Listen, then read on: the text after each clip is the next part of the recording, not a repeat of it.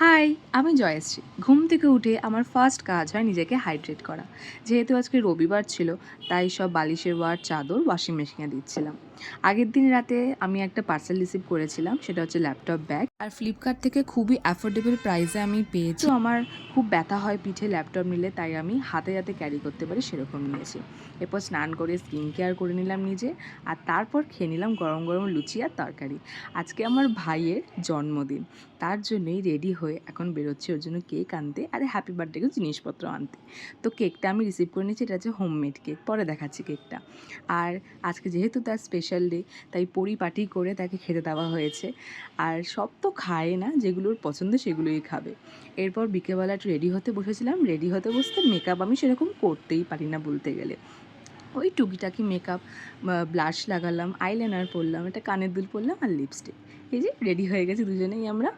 আর এরপর আমি হ্যাপি বার্থডের ওই যে ঝোলায় যেগুলো, সেগুলো আমি একদমই পারি না, আমি পুরো কনফিউজ ছিলাম। আর কোনো রকমে আমি বানিয়েছি, and this is the final look. আর কেমন হয়েছে আমি একদমই জানি না। এখন কেক কাটার পালা। Happy birthday to you, happy birthday to you, happy birthday. কেকটা জাস্ট অসাধারণ ছিল। তো কেক খেয়ে আজকের ব্লগটা আমি এখানে এন্ড করলাম। বাই।